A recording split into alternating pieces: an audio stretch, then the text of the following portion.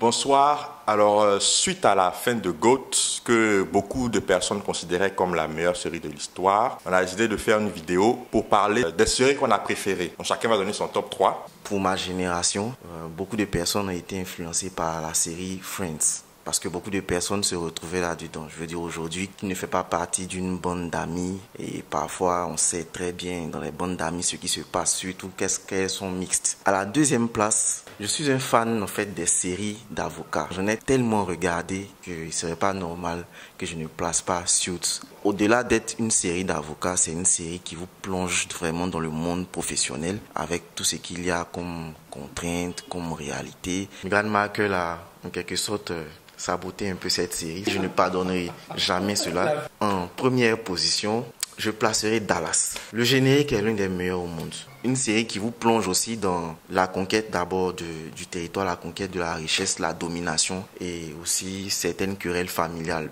Ok, mon top 3 de tous les temps n'est pas un top 3 de tous les temps de tout le monde. C'est un top 3 des séries que j'ai regardées, donc je préviens. Gotham. Je suis un fan de tout ce qui est comics, manga et tout. Et Gotham, c'est la meilleure série d'un univers de super-héros, de héros qui a été interprété pour moi. Le jeu des acteurs est tellement bon qu'on arrive à oublier qu'ils ont dénaturé l'univers Batman. Ils ont même un Batman qui, malgré jeune, a plus une expression de Batman que la plupart des Batman qui ont interprété. Il est limite sans émotion. Deuxième, esprit criminel. Plonger dans l'esprit du criminel, vraiment comme le dit le truc, et de voir ce qu'il doit faire, ce qu'il prévoit de faire. Cette série, spécialement, quand tu commences à regarder, tu ne peux pas t'empêcher de terminer. J'adore les séries policières parce qu'il y a toujours des manies, des trucs qu'on apprend, des manières de... Bon, peut-être qu'on veut dire une manière de réfléchir. Qu'est-ce qu'on peut faire au cas où on ne veut pas se faire attraper par des trucs, voilà, par les... Et la première, même s'il y aura beaucoup de controverses, Supernatural. Ils ont eu une manière d'interpréter le paradis et l'enfer et tout. J'adore leur manière de revoir les persos historiques. Même si c'est vrai qu'ils se font tuer par des simples humains, ce qui est incroyable. Ils ont une manière de les gérer, de les mettre en scène, de les rendre badass, de trouver toujours des anciens, on peut dire des anciennes méthodes de les tuer et tout. Moi, je pense que je ne vais pas parler de mon top 3 typique parce que là, franchement, j'ai trop de séries en tête. Je vais vous citer juste 3 séries que j'ai vraiment adorées. On va parler de Mon oncle Charlie. Ça, c'est une série qui n'a pas baissé en intensité pour moi. Même s'ils ont changé l'acteur principal, même si c'est plus toujours la même trame, mais j'aime bien l'histoire, j'aime bien l'évolution qu'on a eue avec les différents personnages qui sont là depuis. Ouais, ça fait tellement longtemps, on a vu l'enfant qui a grandi même et tout. Mais c'est toujours aussi rigolo, c'est toujours aussi attacheur, c'est bien. Dexter. Je suis vraiment fan du genre thriller. Déjà même, on sort du classique. Un tueur en série qui tue les tueurs en série. Et ça, je pense que c'est vraiment bien fait. Et ils n'ont pas démérité sur une des saisons. Même la dernière saison, j'ai vraiment kiffé. On va dire Banshee. En fait, dans Banshee, ce qui m'a plu, c'est que dès les premières minutes de la saison 1, on vous met dans la trame, quoi. C'est une série qui est beaucoup sexe, beaucoup crue. C'est beaucoup de brutalité, de sang. On peut se retrouver tous dans le héros. C'est quelqu'un qui n'est pas forcément baraqué ou bien qui n'a pas forcément les techniques, mais c'est un forceur. C'est ce que j'adore chez lui. Et puis le bandit, il est charismatique. J'ai vraiment adoré cette série-là. Je vais citer que ces 3 séries, mais je ne vous dirai pas que c'est mon top 3. J'ai mon top 2. Maintenant, le troisième, je ne sais pas qu'est-ce que je vais mettre. Oz et puis The Wire. Bon, The Wire, beaucoup de spécialistes considèrent que c'est l'une des meilleures séries de l'histoire. En fait, c'est un peu comme Game of Thrones. C'est-à-dire la complexité, il y a beaucoup d'histoires, ils s'entremêlent et tout. C'est comme si c'était Game of Thrones, mais contemporain. Il y a les dealers. Donc les dealers, il y a plusieurs gangs. Il y a les policiers. Dans les policiers, il y a les bons policiers, les mauvais policiers. Il y a les politiciens, il y a la presse. Ils ont mis toutes les composantes en fait des problèmes sociaux. Et il y avait trop de personnages charismatiques. De personnages cultes. Mon personnage préféré, c'était Snoop. En fait, c'est un garçon manqué. Parce que dans les gangs, là, il y a ce qu'on appelle les shooters. C'est eux qui vont tuer les gens. Donc, elle, c'était une shooter. Elle avait trop de swag. Et la fin, je ne vais pas spoiler, mais sa fin, Oz, c'est une série qui se passe dans l'univers carcéral. C'est un peu comme The Wire, c'est-à-dire que ce sont des séries, c'est comme des documentaires. C'est-à-dire que c'est réel, c'est cru. Pas comme les Prison Break, c'est pas comme la série de Dego là, Orange is the New Black. Non.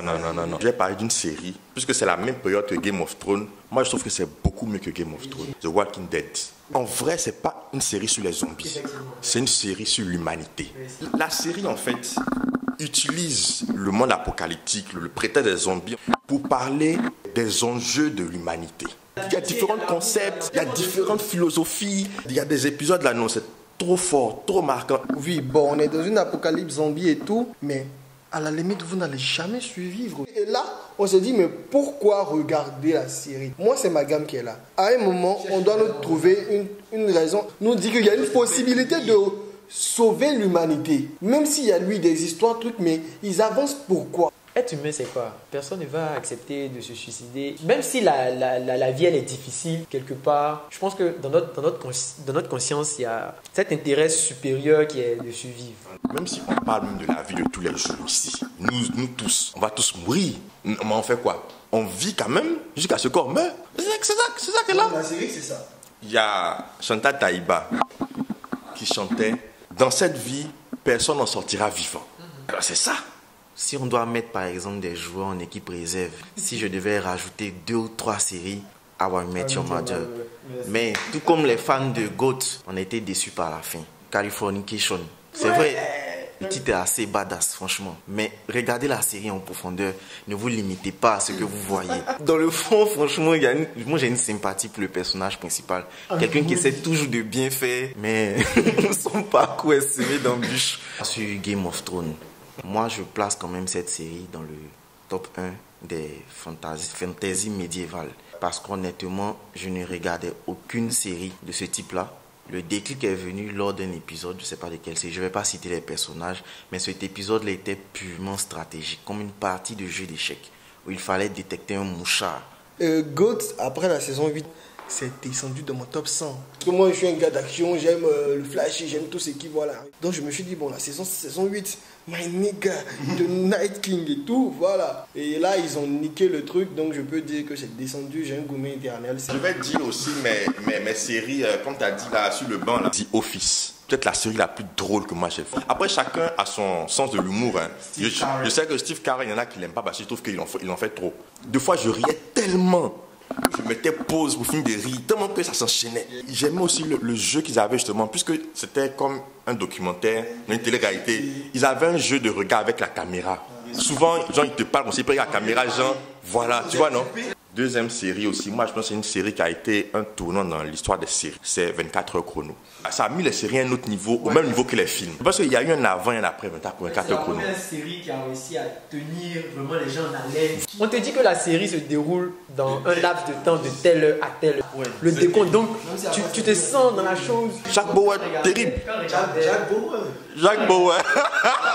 Il fait fi des règles quand il faut faire fi. Il est capable de prendre une balle, de mourir ou de faire quelque chose qui va le rendre ennemi public numéro 1. Et là, la partie où il attaque l'ancien président des États-Unis, genre tu te dis, mais c'est il s'en bat les couilles. Il était tout le temps dans des problèmes. C'est ça. Contrairement aux autres agents qui nous disent, bon, c'est à la fin de la série, il se met dans des problèmes et puis voilà, il va nous dire, ils vont le faire sortir héros. À la fin de la saison même, on va le mettre dans un problème avec les Chinois là-bas où on le torture, mais tu te dis, mais c'est le héros. Et le gars, il avait une expression faciale qui te montrait qu'il était traumatisé par tout ce qu'il faisait, par tout ce qu'il avait vécu. C'était ça qui était intéressant.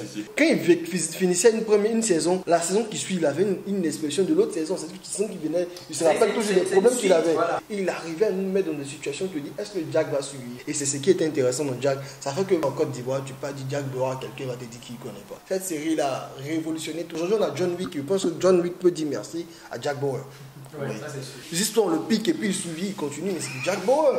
Comme mon kiff du moment, Sako et Manga, la réalisation est magnifique.